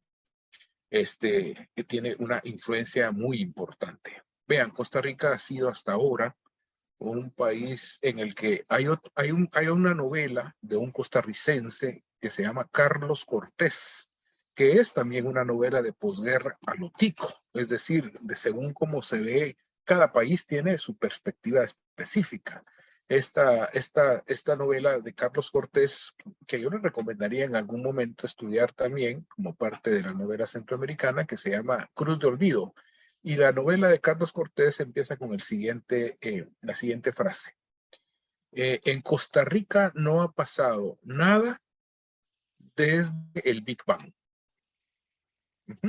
Entonces, eso está haciendo referencia a un ambiente, ¿verdad? Entonces, yo necesito ir a Guatemala cada cierto tiempo o dejo de escribir. Porque fíjense que algo que muchas veces quienes crean, pues lo dicen y yo lo vivo con toda intensidad. Yo necesito encontrar el lugar. Ir a Guatemala es un terremoto total. Y cada vez que yo regreso de Guatemala, escribo algo, ya sea un poemario, un libro de cuentos, una novela. Es un verdadero terremoto interno, ¿verdad?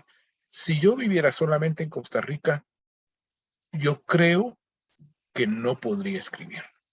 No podría escribir. Entonces, estoy tomando tu pregunta, Ishel, como si este contexto, digamos que los costarricenses se autocalifican como el país más feliz del mundo, me determina. Sí, efectivamente, me determina en el sentido de que tengo que abandonarlo cada cierto tiempo, ¿verdad? Para poder encontrarme con esa realidad que es la que me mueve a escribir. Digo eso. Sí, muchas gracias. Hay 3 intervenciones en fila, las vamos a dar paso así. Va a intervenir en este momento Pilar López, después Lino Martínez Rebollar y al final Gisela López. Se está terminando el tiempo, qué nervio que se acabe, pero vamos a ver, según nos sintamos, pero estas 3 intervenciones en ese orden, por favor, Pilar. Gracias, muchísimas gracias por la participación. Yo estoy interesada en el asunto de la ficción y la narrativa histórica. Estoy pensando en la disputa por las memorias y estos imaginarios sobre el pasado que pesan para los lectores, digamos. Hay una frase de José Pascual Buxó que dice que las ficciones literarias se liberan del devenir, ¿no? A diferencia de la narrativa histórica por el poder generador de la palabra, que genera en los lectores efectivamente otras posibilidades. Yo quisiera saber sus obras, si a partir de la escritura de sus obras usted espera generar diferentes imaginarios sobre el pasado en sus lectores. Nada más, gracias. Sí, yo me inscribo conscientemente y beligerantemente en la disputa de la memoria, ¿verdad? Estas son memorias silenciadas, ¿verdad? Les voy a leer lo que dice Annie Ernaux, que es la Nobel de Literatura del año pasado. Dice, el pasado nunca es pasado, menos aún si es violento y turbio, ¿verdad? Y ella viene, fíjense que, claro, uno sensible con respecto a ciertos temas, yo digo que uno tiene anzuelos conceptuales. Entonces, claro, es como esos barcos pesqueros que van con miles de anzuelos y van quedando ahí los peces. A mí me van quedando ideas, ese tipo de cosas, como lo que dice Annie Ernaux, yo estoy leyendo cualquier cosa y se me queda. Eso es exactamente, ¿verdad? El pasado violento y turbio nunca es pasado. Y sobre el pasado hay cantidad de cosas que hay que, sobre todo en un país como Guatemala, ¿verdad? Es un país donde hay un silencio terrible sobre todo esto. No voy a seguir porque yo veo que ya Saúl nos está limitando con el tiempo, así que aquí estoy. No, adelante, yo no tendría inconveniente, pero sí ya se empieza a sentir nerviosismo. Vamos a unir dos intervenciones porque está en el chat esta intervención del maestro Rogelio Carrillo Duarte. Quisiera leerla para que la tengas presente y antes de que contestes, escuchamos la intervención de Lino, a ver si es posible responder las dos. Dice, felicidades. Gracias por compartir, maestro Rafael. Usted señala que en esa periferia narrativa que construyó se encuentra su país y esta misma periferia literaria, la suya, ¿qué tanto se modificó o influyó para fuera del tema Guatemala al convivir con otras zonas geográficas? Perdón por la lectura. Sí. Adelante, Lino Martínez. Sí, bueno, en parte creo que era una pregunta muy similar a la de la doctora, ¿verdad? En el sentido de la importancia que tiene la recuperación de la memoria, ¿verdad? En la narrativa, pero creo que tiene una variante. Yo vi cuando leyeron tu biografía que tienes formación en historia, que incluso has presidido varias maestrías en historia, ¿verdad? Hasta un doctorado, creo, ¿no? Pero también vemos una amplia producción de narrativa ficcional. Entonces te voy a hacer una pregunta que yo también le hice a Mario Roberto Morales, que es, ¿qué es lo que te da te proporciona la narrativa de ficción que no te da digamos, la escritura que verse sobre la historia, ¿no? La historiografía, en todo caso, ¿no? Es decir, ¿qué te permite la literatura que no te permite la historia? ¿Por qué te escogiste esta vocación, vamos a decirlo así, por la ficción, ¿no? Esa es la primera. Quisiera hacer otra, mencionaste a Mario Roberto Morales, le decía al doctor Saúl Hurtado que a esta novela a mí me recordó mucho a Mario Roberto Morales, con esta novelita, Los que se fueron por la libre, en el sentido de que describe un periodo, justamente el periodo de la Guerra Fría, de la guerra centroamericana, ¿no? Y efectivamente está por un lado la esperanza, ¿no? Y sobre todo la esperanza que, digamos, se manifestó con el triunfo de los sandinistas en Nicaragua, ¿no? Pero yo preguntaría, primero, ¿qué ha pasado? Si mantienes estas, bueno, también noto que en los personajes se recrea esta esperanza, pero el sandinismo cambió muchísimo. Entonces, y a esa parte no llegas, ¿verdad? ¿Qué pasó con el sandinismo, no? Es básicamente eso. Gracias. Bueno, pues muy rápidamente, mira, Lino, la investigación, digamos que académica, de carácter, yo trabajo en un instituto interdisciplinario desde hace 40 años, digamos, y entonces me he acostumbrado al trabajo interdisciplinario. Entonces yo no hago abordajes eminentemente históricos, sino que involucro la antropología, la sociología, etcétera.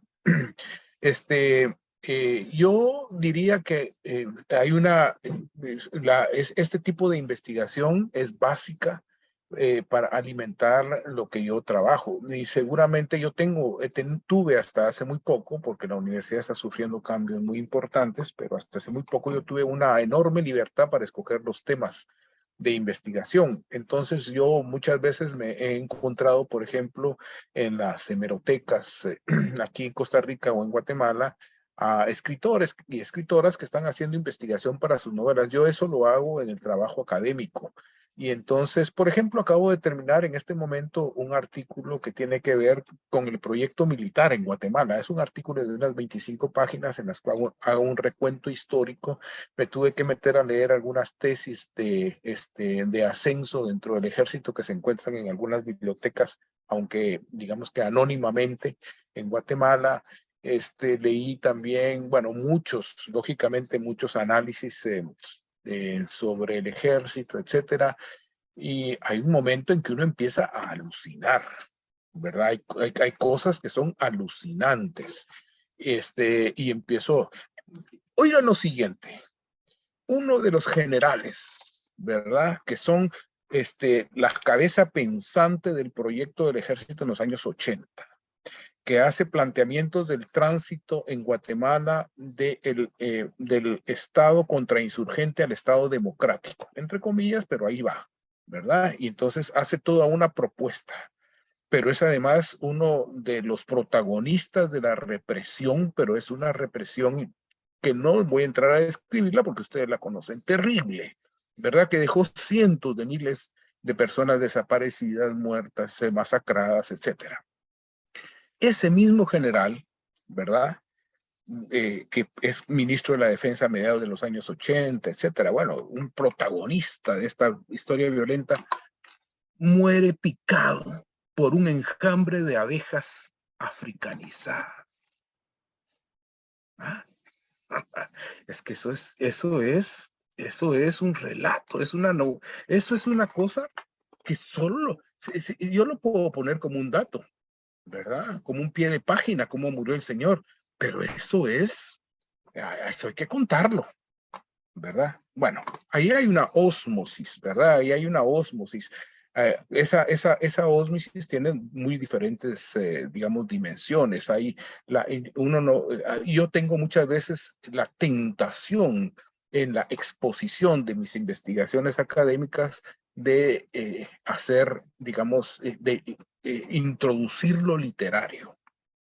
Es algo que, sobre todo en los artículos de coyuntura que yo escribo semanalmente, he empezado a hacer, ¿verdad? Es decir, un lenguaje que se despide de la academia y que empieza a elaborar de forma mucho más suelta lo que en otras circunstancias debería estar respaldado por datos, por referencias, etcétera, etcétera, con toda esa rigurosidad que requiere la academia, ¿verdad? No voy a ir más allá porque ya me jalaron el aire, ¿verdad? Ahora, la segunda cuestión es sobre los sandinistas que tú también lo habías enviado.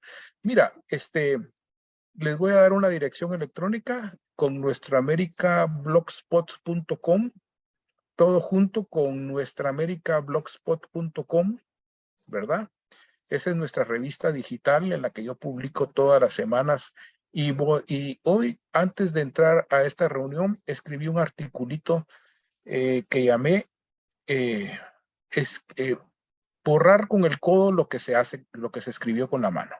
Y hace referencia precisamente a esta situación que estamos viviendo en este momento con la liberación de presos políticos en Nicaragua y la posterior, se les quitó la nacionalidad y se les expropió, ¿verdad? Y el artículo de la semana pasada también hace referencia a esta situación de Nicaragua. Entonces, pero mi novela no entra dentro de esto, ¿verdad? Mi novela está en el momento de euforia, de ascenso del movimiento sandinista, en el momento en el que todavía se piensa de que en Centroamérica va a prevalecer esa teoría del dominó, que en Nicaragua triunfó una revolución, que seguiría El Salvador, que después Guatemala. Bueno, eso te digo, Lino. Sí, muchas gracias. Sí, con Gracias, gusto Vamos a compartir el link. Perdón, vamos a compartir el link en nuestra página de Facebook para que todos podamos acceder a este artículo. Muchas gracias. Sí, voy a leer dos conversaciones del chat antes de darle la palabra a Gisela. Y bueno, adelante, también el tiempo depende de ti, doctor Rafael Cuevas. Es más pensando en que tú pudieras intranquilizarte. Si me ves a mí intranquilo, no te preocupes. No, yo no tengo ningún problema. Bueno, está la intervención de Delia Cárdenas, que dice lo siguiente: buenas noches a todos. Me impresiona que aunque tu vida está en Costa Rica, las raíces chapinas están contigo. ¿Por qué crees que Guatemala, tanto en el pasado como hoy, sigue expulsando a su gente, sea por conflicto armado, social y económico? Después está la intervención de Víctor Romero, que dice lo siguiente: buenas noches, muchas gracias Rafael Cuevas por estar en esta sesión. Una pregunta: más allá de poder considerar su novela Clima Subterráneo como una obra del desencanto, ¿qué tan preciso considerar también a esta novela como una obra derrotista en cuanto a decepción y resignación por parte de Fernando al descubrir la verdad sobre la flaca? Gracias. No sé si te parezca que escuchemos la intervención de Gisela y si hace falta reiteramos las intervenciones del chat para que nos situemos bien. ¿Estamos bien? Bien. Bueno, adelante, doctora Gisela López. Un saludo allá en Guatemala. Muchas gracias. No sé si me escuchan. Adelante, sí, se oye bien. Gracias. Bueno, pues realmente he disfrutado mucho la sesión y la lectura del libro previamente. Y realmente, pues a mí en lo personal también me tocó vivir alguna experiencia de exilio. Entonces me encontraba de una manera que pues realmente creo que refleja toda una época, un contexto, ¿verdad? Histórico.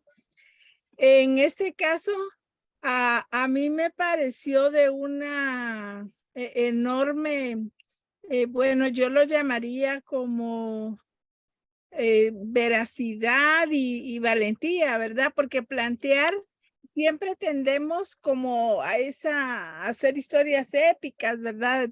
Y en nuestro país, el tema de participar, se le ponen flores, adornos, ¿no? Y acá se me hace, digamos, como tan franco, una manera tan vivaz de plantear ese desconcierto, ese desasosiego de que a veces nadie sabía ni para dónde iban, realmente que fue parte, ¿verdad? Yo no lo vería como derrotista, sino como parte, digamos, ir a lo profundo, a lo humano, de cuando emprendemos proyectos políticos o en este caso, pues ya de querer una transformación social, que había mucho idealismo, pero se me hace a mí realmente me gustó mucho el mostrar cómo realmente había una incertidumbre. Yo creo que esa era una cosa que acompaña, ¿verdad?, al personaje en toda la novela esa, y máxime cuando regresa a Guatemala. O sea, ¿qué es eso, no? Todo lo que costó que la gente saliera al exilio y esas órdenes, pues parecía incoherencia de alguna manera, pero que era parte de la realidad, ¿verdad? El como no tener clara, porque era ir como construyendo en la marcha. Yo pienso que era más bien eso, ir así como se baja y se queda a vivir ahí, ¿verdad? Es como ir inventando una vida, ir construyendo una realidad, pues a salta de mata, ¿verdad? Porque no se tiene claro ni por dónde, ni para dónde, ni mucho menos cómo. Entonces yo encontré esa gran riqueza y pues a mí me gustaría, y yo siempre ando con esa duda de la recepción, ¿verdad? Que el escritor percibe. Y en este caso, como era mostrar así crudamente y realmente, pues el no ser las personas infalibles, ¿verdad? Los cabezones, como dice en la novela, ¿verdad? No se las sabían en realidad. Pero si ha recibido algún tipo de crítica en este sentido, pues por mostrar algo que en realidad muestra, ya sin ese ornamento y sin esos velos de falsos heroísmos, ¿verdad? Sino que es la vida real y con sus oscuros, claroscuros y todos sus matices. Y muchas gracias por la novela. Muchas gracias, Gisela. Gracias. Un segundito antes de tu intervención, solo quiero aclarar, por si no tienen la información, algunos. Gisela López es hija de José María López Valdizón. Fue el primer premio en narrativa de Casa Las Américas. Si estoy bien, Gisela, lo puedes aclarar. Me interesa pues para que se tenga presente que en el diálogo estamos platicando con protagonistas de toda la guerra interna también, ¿no? y de la cultura. No es un invento, conflicto como a veces se ha querido vender, o sea, parecer. Aquí tenemos casos, seguramente hay más, pero ahora que yo tengo presente el caso de Gisela López, pues no quisiera dejar pasarlo. Sí es primer premio, ¿verdad? Narrativa. Sí, gracias, Saúl. Pues mi papá, yo como lo he sintetizado, ¿verdad? Para plantearlo, mi papá es uno de los intelectuales guatemaltecos que asumieron un compromiso, ¿verdad? Un compromiso con una realidad muy injusta, muy desigual, y él se comprometió y participó activamente por querer transformar esa realidad, lo plasmó en sus libros muy valientemente. Y escribió, por ejemplo, su primer libro, Sudor y Protesta, a los 23 años. Él estuvo en el movimiento Sakerti, que es un movimiento de la época de la Revolución de Octubre, y pues heredó todos esos sueños, esos ideales.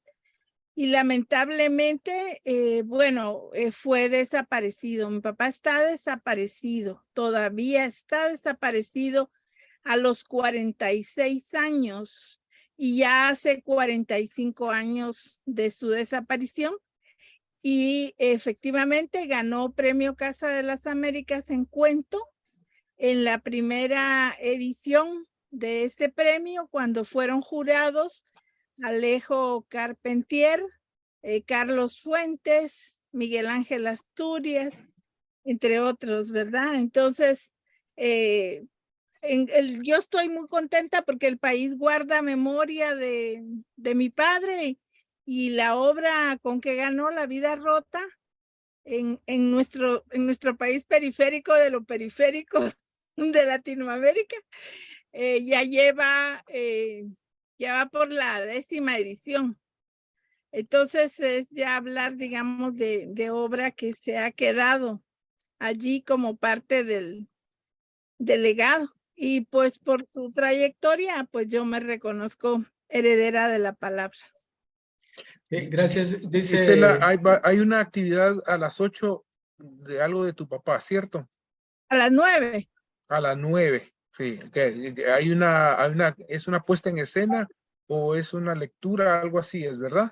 Sí, es una dramatización de uno de sus cuentos que se llama El regreso de la Tatuana. Les invitamos, ¿verdad? Para que al salir se acerquen. Miguel Ángel Chinchilla Amaya, un escritor salvadoreño, hizo como montaje radiofónico del cuento. Sí, gracias. Está también la intervención de Guillermo Fernández, ¿verdad? Guillermo Fernández. Gracias. No es la primera vez que intervienes, así es que doble agradecimiento por interesarte en nuestro seminario. Adelante, Guillermo. Solo puedo decir una cosita muy rápida con respecto a lo que dijo Gisela. Se me pasó. Adelante. Solamente decir que con la intervención de Gisela ustedes se dan cuenta que lo que yo hago, lo que yo escribo, se inscribe dentro de toda una dinámica de la cultura guatemalteca, ¿verdad? No esta gente que en algún momento pudo haber dicho de que, bueno, como que había una desconexión o algo, no. Entonces, todo lo contrario, está inscrito. Lo que pasa es que es una dinámica que intenta ser marginada, que intenta ser silenciada. Es una tradición que se intenta, una memoria que se intenta que no se transforme en pública. Entonces, pero existe, y yo diría que con una gran fuerza, ¿verdad? Muchas gracias. Vamos a escuchar la intervención de Guillermo Fernández y otra vez Rafael Cuevas. Sí, bueno, pues muchas gracias. Más bien yo agradezco a ustedes, los organizadores y las organizadoras, ¿verdad? Por el seminario y por compartirnos estas novelas, ¿verdad? Bueno, también agradecer al profesor Rafael Cuevas por la escritura. En realidad fue muy, muy grato leer este texto, ¿ves? Digamos, el hecho mismo que conozcamos la novela, por lo menos en mi caso, por este medio, también revela esto que decía Rafael al inicio, ¿verdad? Efectivamente, es una queja que se repite constantemente, pero que es real, es concreta. O sea, la difusión de textos que se publican en los distintos países centroamericanos, pues no circula entre los vecinos, y según una realidad. Y bueno, y este espacio ha permitido conocer este texto que leí, pues, muy gratamente. Porque efectivamente, bueno,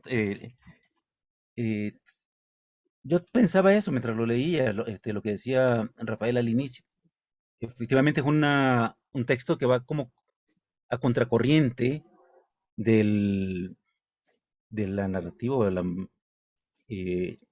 pues, de posguerra, ¿verdad? Del caudal más fuerte, que precisamente se está quejando y lamentando y descubriendo y exponiendo y a veces hasta sobredimensionando y a veces hasta desde un punto de vista que me parece anacrónico, todas esas debilidades que tuvieron los movimientos guerrilleros, que además son ciertas, pues no se pueden negar, pero también como que a veces se olvida el contexto histórico en que estos se dieron, ¿verdad? Y el horizonte cultural. Entonces, en ese sentido, esta novela no transita por esos senderos. Y eso fue muy, muy grave. El otro aspecto que me llamó mucho la atención y que quiero comentar es el ritmo, ¿verdad? Se me hizo, o sea, eso, fluía muy rápidamente. Y bueno, Rafael decía que quería como crear un ambiente y me parece que lo logra en ese sentido. ¿Ves? Porque uno siente, bueno, digamos, en mi caso también de que vivía esa época como adolescente o en mi primera juventud, esta, este tiempo vertiginoso en que ocurrían los hechos. ¿Verdad? Es que ni siquiera se asentaba una cosa cuando ya venía otra.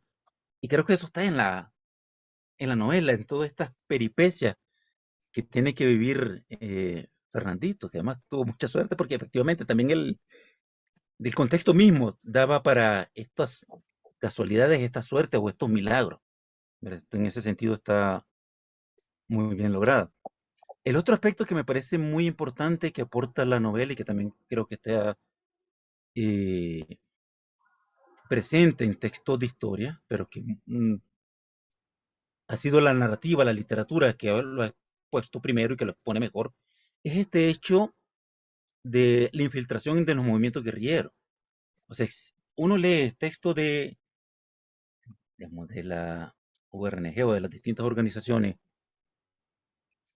que integraron la URNG en Guatemala, y se atribuye, digamos, la desarticulación o los golpes que dieron los militares a estos movimientos como resultado de aparatos sofisticados o de tecnologías, a veces del ejército israelí y todo este tipo de cosas, que también es cierto porque se utilizaron, digamos, de toda esta lucha contra insurgentes. Pero hay textos que demuestran, ¿verdad? Yo tengo una novela de Lobo Flores, creo que es En el Filo, que muchos de los golpes que recibió el movimiento guerrillero guatemalteco fue efectivamente producto de la infiltración, ¿verdad? Que después va a haber otro texto de un estimado compañero, Juan Carlos Vázquez, que demuestra, o sea, casi desde la historia se viene a recontar una historia que contó un texto literario. Entonces, en este sentido, también nuevamente está aquí presente ese hecho histórico, real, ¿verdad? De cómo se desarticularon los movimientos guerrilleros. La única inquietud, y esta es la pregunta que quiero hacer, Rafael, y con esto termino, que me quedó al final del texto, era por qué el Cebolla no informó a su organización que la flaca era infiltrada. Pero bueno, es igual, yo sé que la novela tenía que terminar así, con este impacto, ¿verdad? Pero sí, me queda esa inquietud. No, Guillermo, si todo el mundo lo sabía, menos el protagonista. Y todo el mundo se lo quería advertir y se lo decía, pero el protagonista estaba enamorado. Okay. Bueno, pues muchísimas gracias, realmente. Muy, muy el amor es terrible.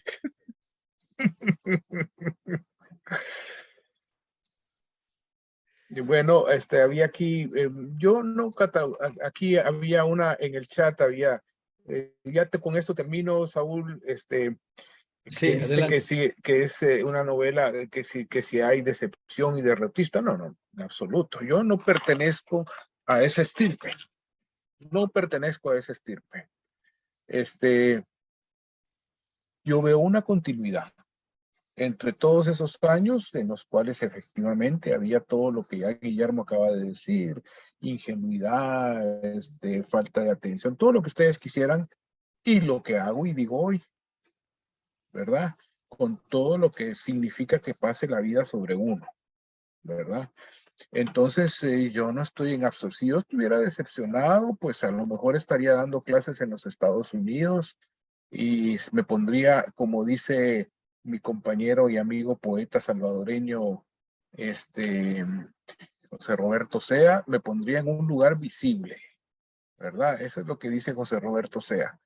Aquel vos, dice él con su acento salvadoreño, ese se puso en un lugar visible, pero lo que interesa no es eso. Entonces, no hay decepción. Pues sí, efectivamente las cosas cambiaron, ahora hay otras circunstancias, pero el trabajo por el ser humano y por un mundo mejor, yo lo sigo entendiendo así. Yo creo que ese es el espíritu con el que escribo también mis trabajos. Yo no pretendo hacer ninguna glosa de eso, ni plantear heroísmos, como decía Gisela, ni hacer apologías, ni nada por el estilo. Eso fue un tiempo de tanteos, de búsquedas, de revolcones,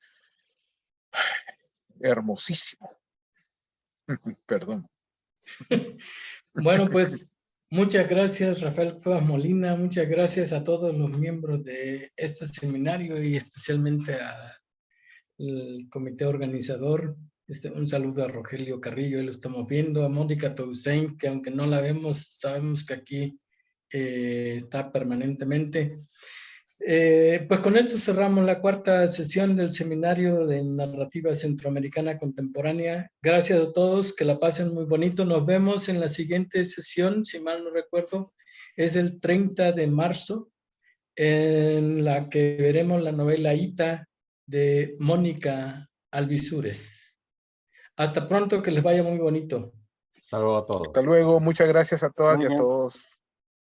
Buenas noches a todos.